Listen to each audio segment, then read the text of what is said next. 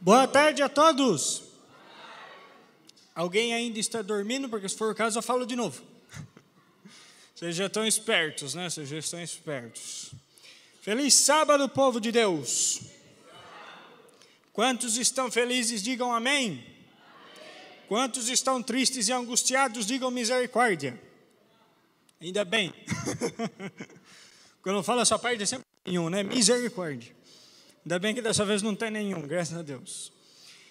Queridos, eu já peço desculpa para o pessoal que acompanha em casa, porque, como eu já disse, eu ainda não me acostumei com essa ideia de pregar para a câmera. Tá? Eu sou aquele tipo de pregador das antigas, para pessoas que estão sentadas nos bancos. Eu não consigo pregar para uma câmera. Mas que você que está em casa também se sinta acolhido pela gente, tá bom? Não vai se sentir excluído, não. Hoje nós temos um tema muito especial, muito importante para trabalhar. Um tema assim que eu particularmente gosto muito, mexe muito comigo, a armadura de Deus. Imagino que vocês já saibam qual é o texto base para o nosso estudo de hoje. Efésios, capítulo 6, do versículo 10 ao versículo 20. Abra a sua Bíblia, deixe ela pronta, engatilhada. Se você não trouxe sua Bíblia hoje, você cometeu um pecado capital gravíssimo, principalmente levando em conta o assunto que nós vamos falar. Então deixe aí sua Bíblia aberta, seja física, seja virtual. Efésios capítulo 6, versículo 10 ao 20 vai ser a nossa base bíblica para o estudo de hoje. Com a sua Bíblia pronta, em ordem, tudo bonitinho, passagem marcada, o slide já está aqui. Convido você a fechar seus olhos, curvar sua fronte e orar junto comigo. Santíssimo Deus, amado Pai, como é bom, Senhor, estarmos na Tua santa presença, no Teu santo dia. Como é bom, Pai, termos a Tua santa palavra aberta em nossas mãos. E como é bom, Pai, saber que o Senhor se faz presente no nosso meio. Nesse momento, Pai, ao estudarmos a Tua santa palavra, nós pedimos, nós rogamos que o Teu Santo Espírito encha a nossa mente e o nosso coração. Que estas palavras possam se tornar sementes de bênçãos na nossa vida. Que produzam ricos frutos para a Tua honra e glória. Ó Pai querido, nos guie e nos acompanha no estudo desta tarde. É o que nós humildemente te pedimos. Desde já nós te agradecemos. Em nome e por amor de Jesus. Amém, Pai. Muito bem. Efésios capítulo 6, versículo 10. Paulo escreve dizendo: quanto ao mais, sede fortalecidos no Senhor e na força do seu poder.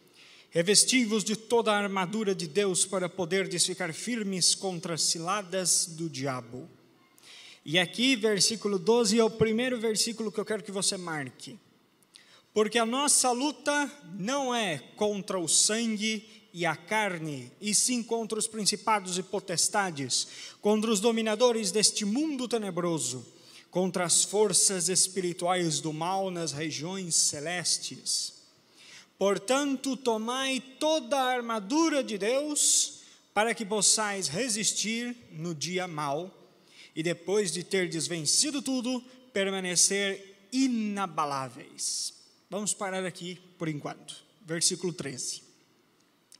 Por esse motivo vesti toda a armadura de Deus, a fim de que possais resistir firmemente no dia mau, e havendo batalhado até o final, permaneceis inabaláveis, sem retroceder. Aqui nós temos uma outra versão, um pouquinho mais bonita, vamos dizer assim.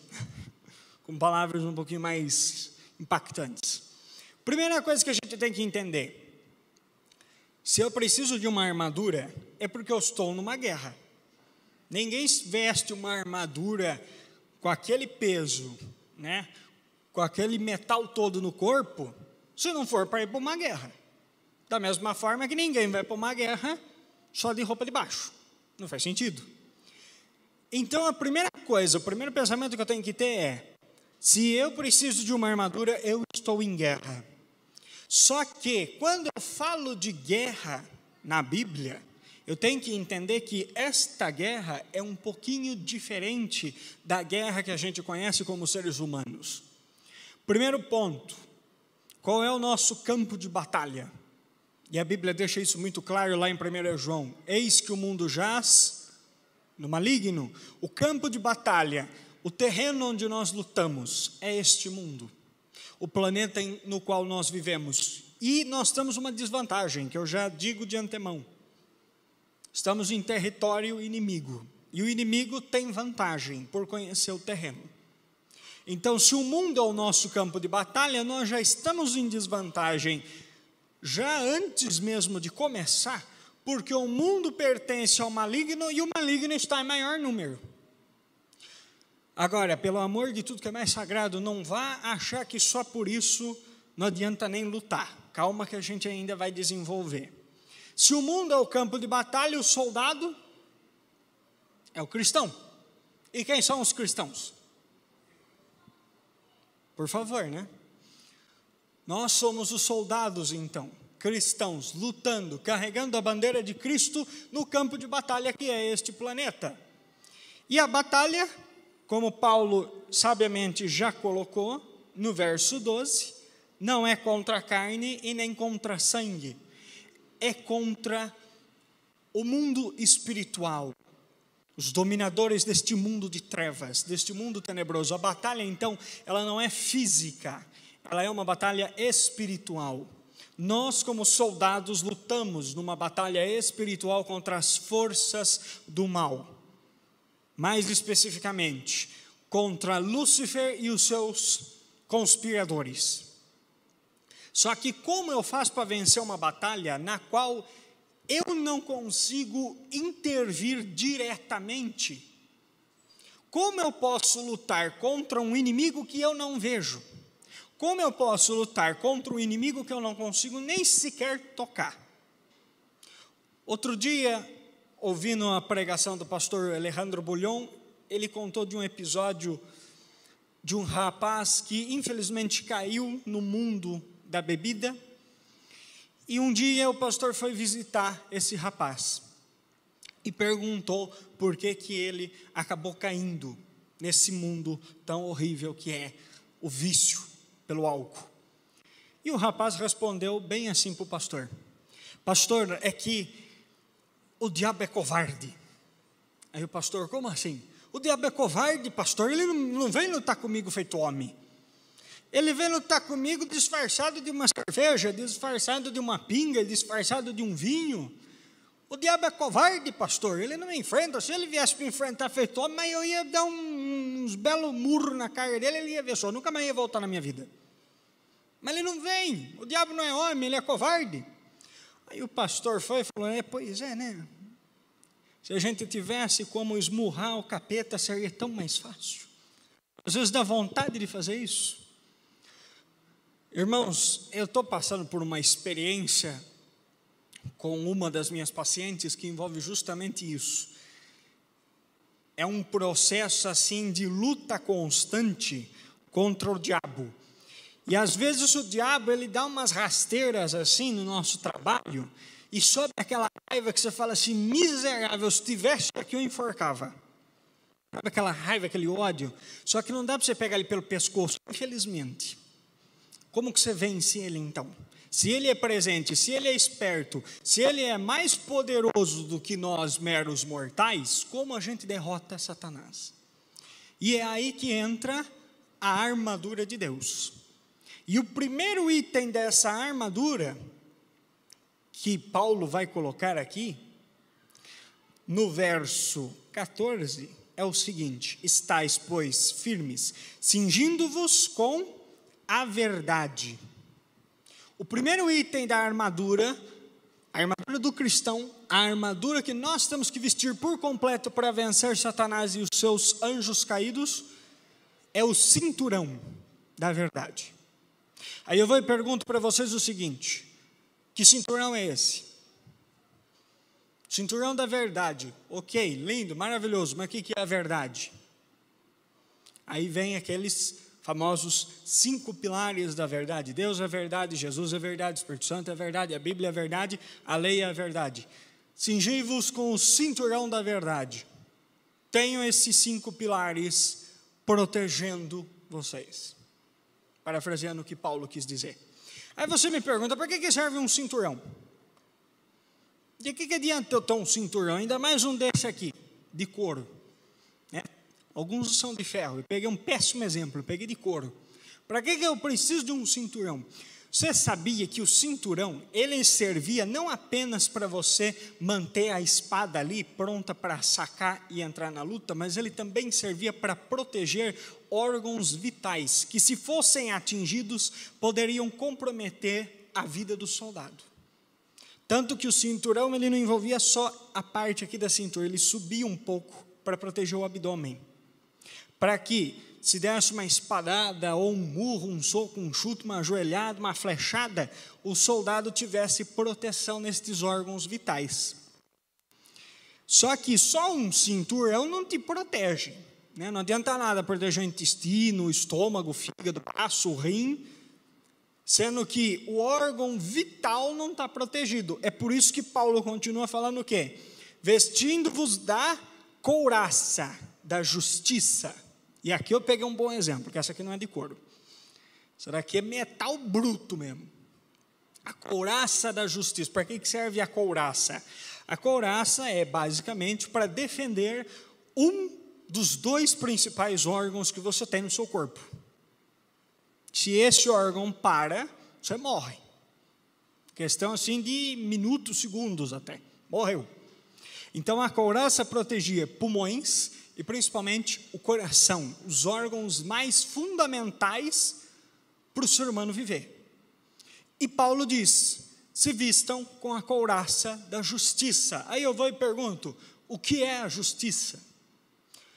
Não adianta nada eu falar que a couraça é a couraça da justiça, eu não saber de quem que é a justiça. Algumas pessoas pensam assim, a couraça da justiça é a minha justiça.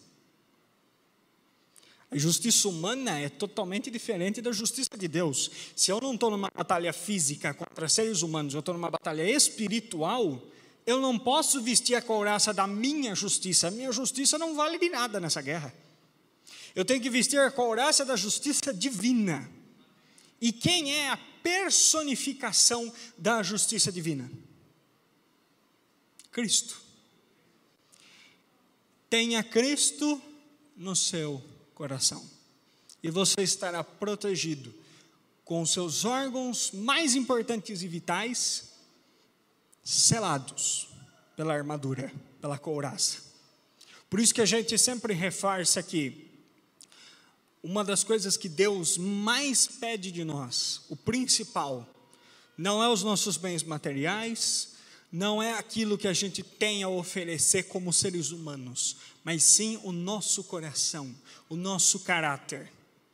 Eu acho até interessante porque trabalhando essa questão do coração, o pastor Ivan Saraiva uma vez disse, você percebe que Deus não quer o seu melhor, Ele quer o seu pior.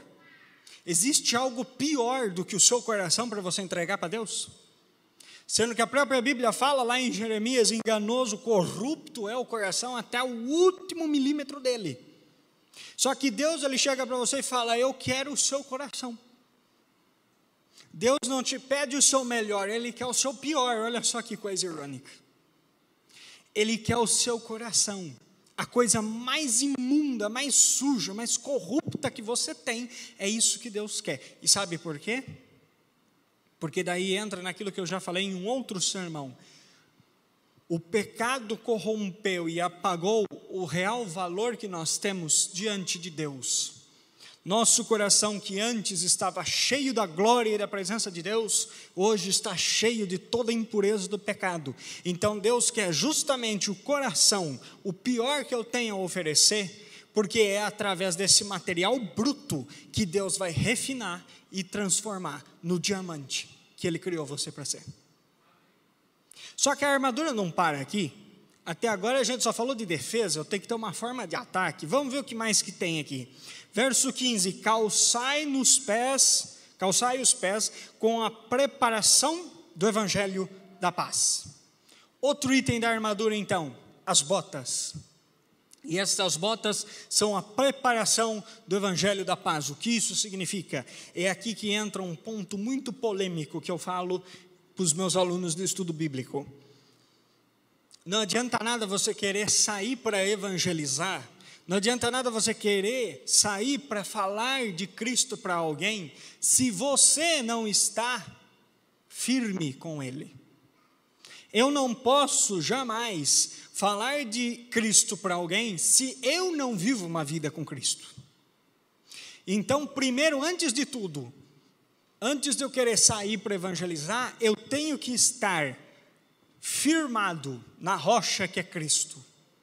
Eu tenho que estar com os meus pés protegidos no Evangelho, na sabedoria de Cristo Jesus. Aí eu posso sair para onde for, seja estrada de pedra, buraco, lama, tenha mosquito, escorpião, aranha, o que quer que for. Se eu tenho os meus pés protegidos com a rocha que é Cristo, eu enfrento qualquer cenário, qualquer terreno. É isso que Paulo quer dizer quando ele fala: coloquem as botas da preparação do Evangelho da Paz. Se firmem no Evangelho. E a essência do Evangelho é Cristo. Vivam uma vida tão íntima, mas tão íntima com Cristo, a ponto de que não importa onde você for, não importa onde você esteja, Cristo transpareça em você. E as botas servem justamente para quê? Proteger os pés dos terrenos difíceis. Quando você tem que passar por uma estrada muito difícil, se você não tem o sapato certo, você sofre. Você acaba tropeçando, você acaba caindo, mas se você tem os sapatos corretos, você supera qualquer terreno. E o sapato correto do cristão é se firmar na rocha que é Cristo Jesus, no conhecimento perfeito e absoluto da palavra de Deus. Só que só isso não basta, porque botas, cinturão, couraça, legal, o corpo está protegido e a cabeça não. Vamos ver o que mais que Paulo fala. Verso 16: embraçando sempre o escudo da fé, com o qual podereis apagar todos os dardos inflamados do maligno. Aqui Paulo me diz duas coisas. Primeiro, qual é o meu escudo? Minha fé. E com o que Satanás tenta me destruir? Com dardos inflamados. Se uma flecha já dói, e se uma flecha já é suficiente para matar, imagine uma flecha pegando fogo. Uma não, né? Várias. Então o que Paulo diz? O inimigo virá contra vocês com uma saraivada de flechas pegando fogo.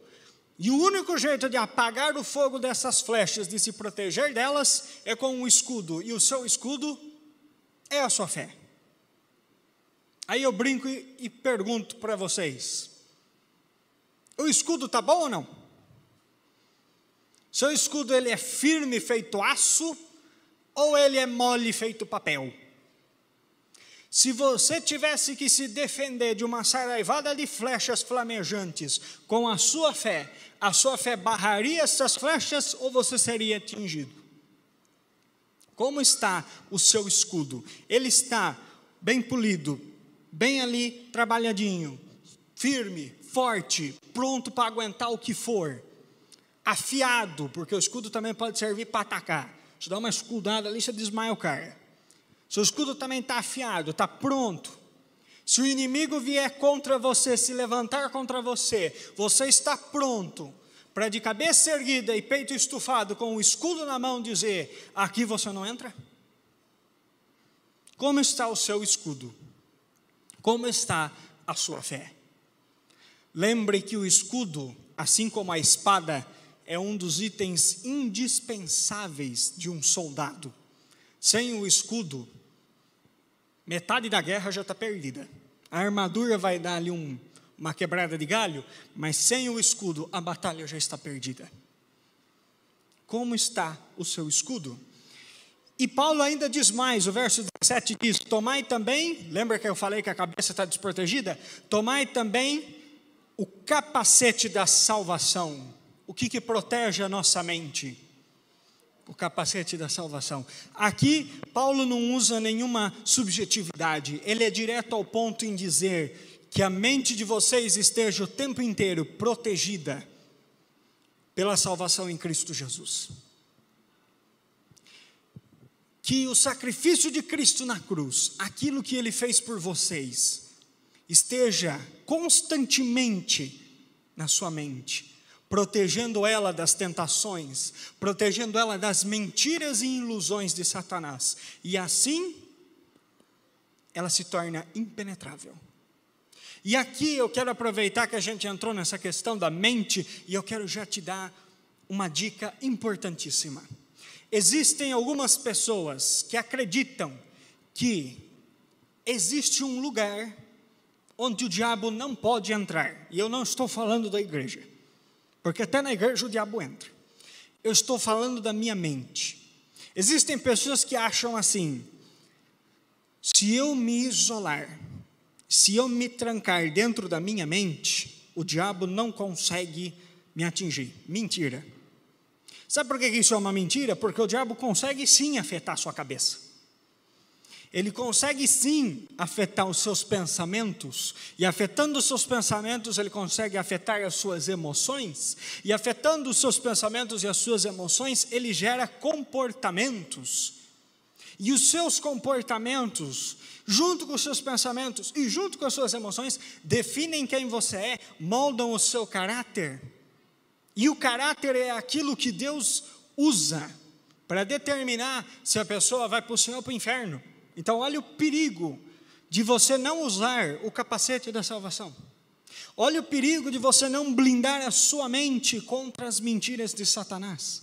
Olha o perigo de você não ter a proteção essencial da sua mente contra as ilusões que o diabo pode colocar diante de você. Quer ver um ótimo exemplo de como que o diabo consegue nos enganar fácil? A própria Bíblia diz, Jesus Cristo disse, que quando o fim do mundo estivesse próximo, apareceriam muitos falsos profetas e muitos falsos cristos. E eles iriam falar, e eles iriam pregar, e eles iriam operar milagres de tal forma que até os escolhidos de Deus, se não tivessem cuidado, seriam enganados. Mateus 24. É mais assustador que Apocalipse, se você quer saber. Jesus disse: cuidem da vossa mente, protejam ela. A sua mente pode ser a maior arma para enfrentar Satanás, ou pode ser a maior arma de Satanás contra você. Tanto que ele inseriu o pecado no mundo, entrando na mente de Eva, fazendo com que ela duvidasse, por um breve momento, suspeitasse de que aquilo que Deus havia dito não era verdade. Se você tem o capacete da salvação, o diabo não consegue entrar. Porque quando ele tentar entrar, ele vai ser barrado já na porta, pela espada flamejante do seu anjo da guarda. Só que, no mesmo verso, Paulo ainda diz: tomai também o capacete da salvação e a espada do Espírito. E Paulo diz que a espada do Espírito é a palavra de Deus, a Bíblia. Por que eu brinquei no começo e falei que se você não trouxe sua Bíblia hoje, você cometeu um pecado capital? A Bíblia é sua espada. A Bíblia é a única arma que é capaz de ferir Satanás. Se você não tem a Bíblia, se você não tem a espada, você pretende lutar como? Desarmado? Numa guerra espiritual de poderes e potências que a gente nem consegue imaginar?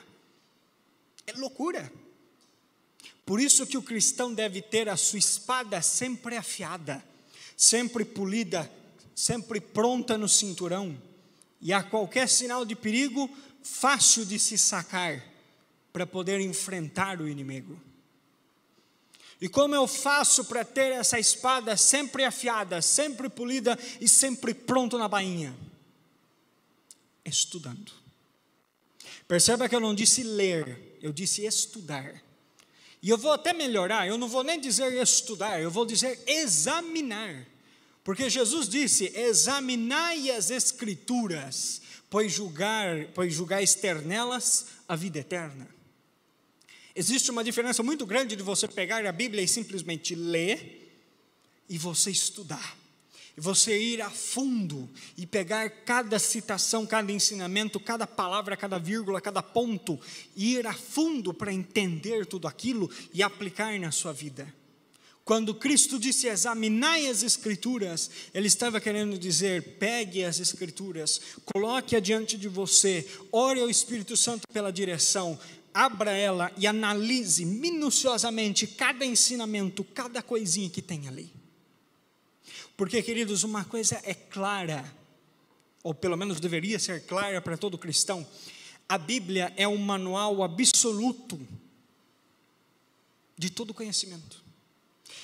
Tem gente que fala assim: filho não vem com manual de instrução. Quem foi que disse? Está aqui. A vida não tem manual de instrução. Quem foi que disse? Está aqui. A Bíblia não é um livro qualquer. A Bíblia é o livro que contém as respostas e os ensinamentos mais valiosos de todo o universo. Você quer descobrir alguma coisa, você quer entender alguma coisa, vai para a Bíblia. Você quer aprender como lidar com alguma coisa, vai para a Bíblia. Você quer vencer Satanás, vai para a Bíblia. É nela que você encontra a vida eterna. É nela que você encontra a vitória. É nela que você encontra a transformação. Só que para isso você tem que examiná-la, você tem que praticá-la, você tem que vivê-la. Tudo que a Bíblia te ensina, coloque em prática na sua vida, e a sua espada estará sempre pronta na bainha, para que quando o inimigo se levantar, ele trema de medo ao ver em suas mãos esta espada. Eu quero que você entenda a grandiosidade disso, olhando esta imagem. Queridos, quando um cristão está revestido da armadura de Deus, quando um cristão está com cada artefato, cada parte da armadura pronta e bem equipada e bem preparada, pode vir o que for, você não é abalado.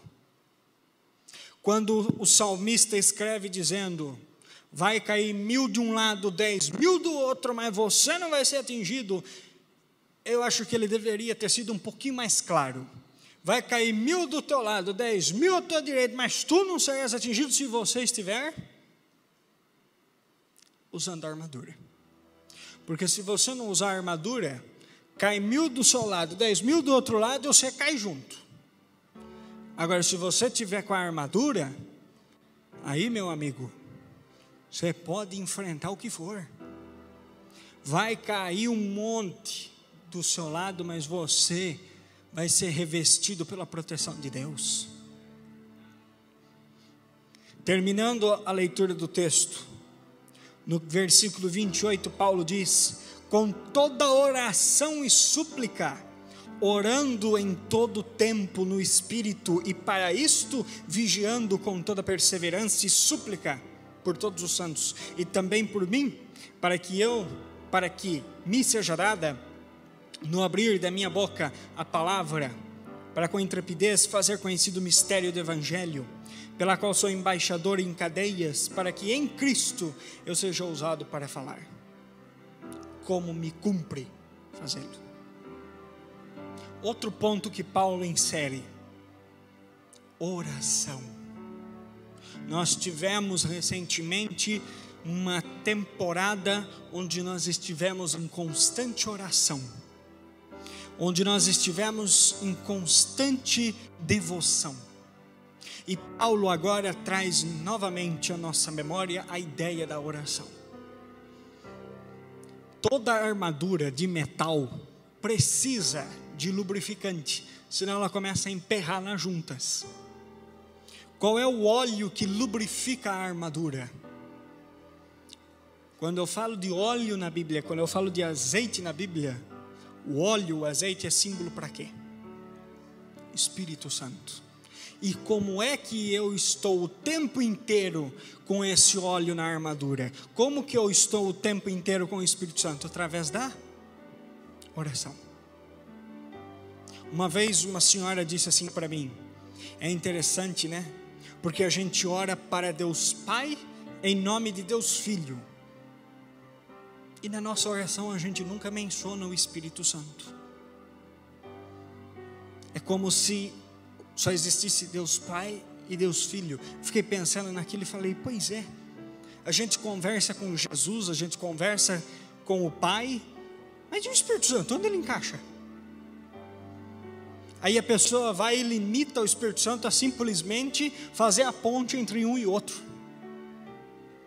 sendo que a Bíblia fala que o Espírito Santo, ele é uma pessoa, ele é Deus, o terceiro indivíduo da Trindade. Ele está o tempo inteiro comigo e ele tem que ser o meu guia em tudo que eu faço, em tudo o que eu falo, em tudo que eu penso.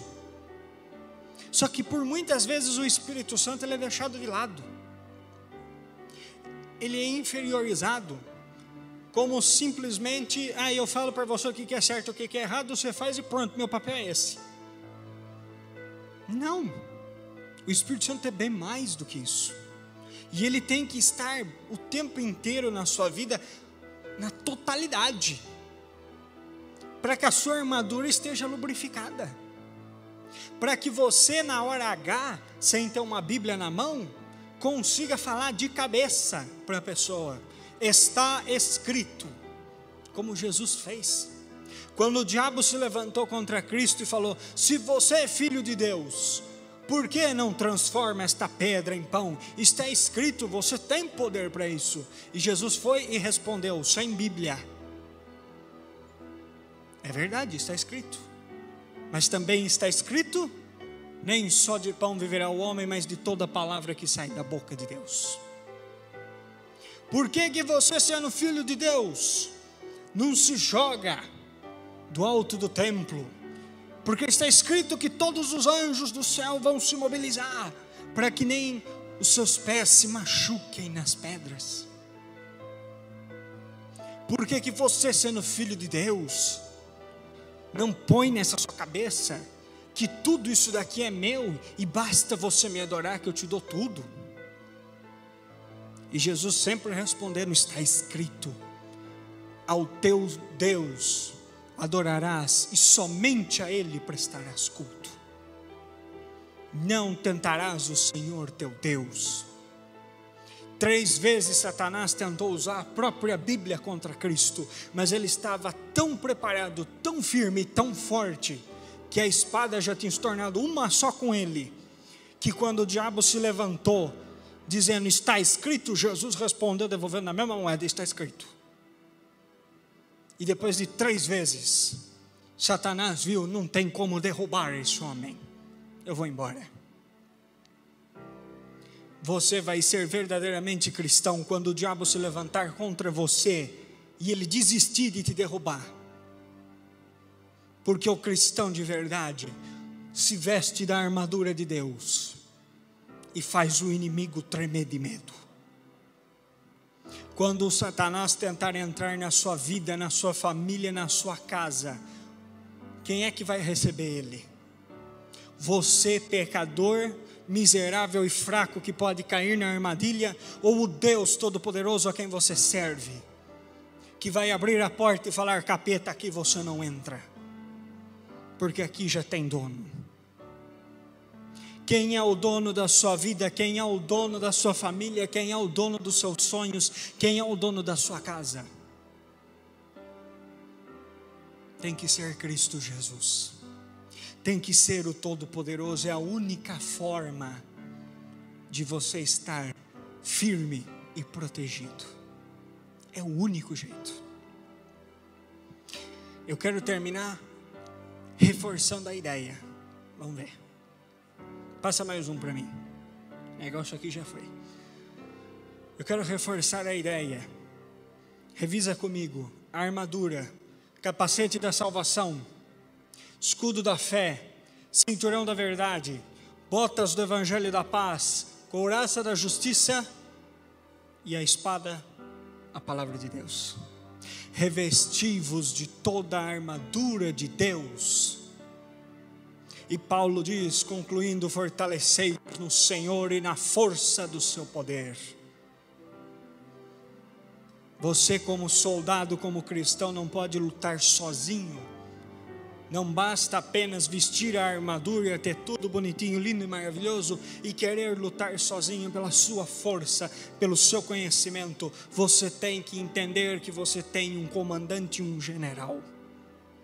E é ele quem deve ordenar a você para que lado você vai, quem você ataca, quem é o seu inimigo e quem é o seu aliado. E quando ele for o Senhor da sua vida, ele te dará poder e você vencerá todo e qualquer mal que se levantar contra você. O seu comandante é Cristo. Ele disse: nesse mundo vocês vão sofrer, sofrereis tribulações, mas tende fé e coragem, eu venci o mundo. E Cristo ainda disse mais, porque ele não apenas disse: tenha fé e coragem, acredite em mim. Ele disse: eu venci o mundo e comigo você também vence. E uma coisa que eu percebo que falta muito ser falado, principalmente nos tempos atuais, é que o cristão, ele é mais do que vencedor. Isso é uma coisa que lá na minha igreja raiz, da onde eu vim antes de virar adventista, falava muito. Só tinha Romanos 8, só existia esse texto: sois mais do que vencedores em Cristo Jesus, não há condenação para aquele que está em Cristo. Quando eu cheguei aqui, sumiu. Muito raro ouvir Romanos 8 de novo, porque não existe condenação em Cristo Jesus, porque estando nele, você é mais do que vencedor. Só que hoje eu estou aqui para dizer isso para você: você é mais do que vencedor pelo sangue de Cristo Jesus. Entenda, você é mais do que vencedor não por você mesmo, mas pelo seu comandante, aquele que veio ao mundo como um de nós, que nasceu, que cresceu, que viveu como nós, que sofreu o que nós sofremos, que foi levado à morte de forma injusta, de forma humilhante, para que eu e você hoje pudéssemos estar firmes na linha de frente, lutando e sabendo que a batalha já é vencida. Porque ele disse que tudo que ele fez era para pôr fim à maldade. Minha mãe sempre ensinou a gente assim: quando o inimigo se levanta, entenda, ele se levanta para cair, porque ele já é derrotado. Tendo Cristo, você põe medo no diabo. Agora eu quero te perguntar uma coisa: você quer, você deseja ser esse cristão que ao invés de chorar e se lamentar, levanta a cabeça, dobra o joelho e diz: Senhor, eis-me aqui, me enche do teu poder, me transforma, renova as minhas forças e me faz vencer? Qual cristão que você quer ser? Eu quero ser o soldado de Cristo. Eu quero ser aquele que olha na cara do diabo e fala: eu não tenho medo de você, porque do meu lado tenho Deus Todo-Poderoso.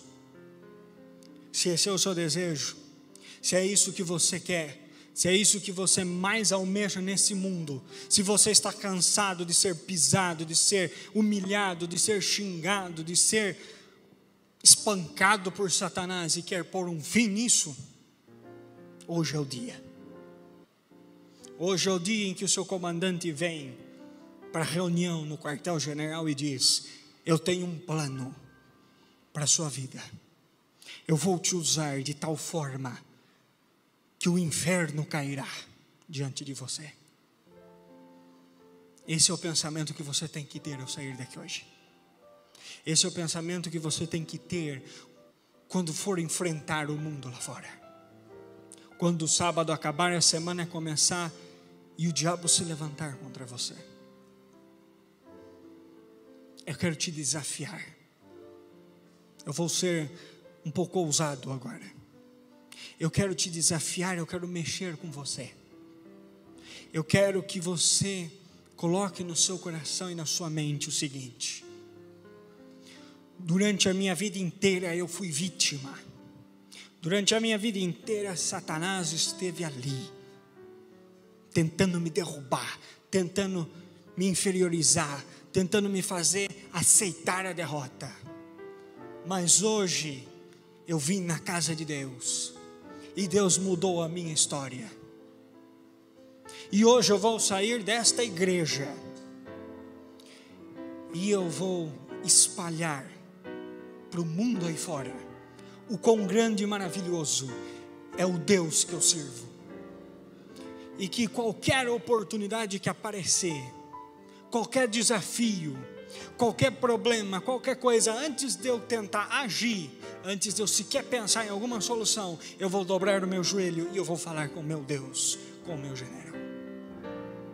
Você acha que você consegue esse desafio? De ter o autocontrole, de ter o domínio próprio e na hora que você precisar, recorrer a Ele? E estar o tempo inteiro com a espada afiada e preparada na mão? E estar com o escudo pronto para se defender? Você sai daqui com a armadura fraca ou forte? Feche seus olhos, curve sua fronte. Santo Deus, tua igreja neste momento recorre ao Criador do universo para conseguir forças, para conseguir energia, para conseguir poder. E nós já podemos ter a certeza, Pai, que o Senhor, como general desta batalha, que o Senhor, como general deste exército, do qual nós somos soldados, já está nos ouvindo, já está nos atendendo e já está operando o milagre. Pai, nós temos uma batalha muito grande pela frente. Muitas vezes nós já estamos sofrendo, nós já estamos baleados, nós já estamos sangrando, estamos com feridas abertas, que dói, que machuca, que cria um aperto no peito. Mas hoje, Pai, teus soldados vieram diante da tua presença, pedir a orientação, revisar o plano de batalha, para pôr um fim de uma vez por todas a toda armadilha, a toda cilada do maligno. Hoje, ó Pai, a tua igreja é desafiada a olhar para si mesma e analisar como está o escudo da fé, o capacete da salvação, a couraça da justiça, o cinturão da verdade, as botas do evangelho da paz, a espada da tua palavra. E hoje, ó Pai, a tua igreja é desafiada a sair daqui de armadura forte, brilhante, reluzente, pronta para a batalha. E quando o inimigo se levantar, nós termos a ousadia, a força e o poder que nós conseguimos em Cristo Jesus para colocar Satanás no lugar dele, no chão comendo poeira. Porque a tua palavra diz: sois mais do que vencedores em Cristo Jesus. E hoje nós saímos daqui com esta certeza. E quando nós voltarmos no próximo JA, nosso desafio vai ser contar as bênçãos, as batalhas vencidas, as derrotas que nós demos para Satanás. Torna a tua igreja forte, Pai. Renova as forças dos teus soldados. Ajuda-nos a levantar bem alto a espada da tua palavra. Ajuda-nos a levantar o escudo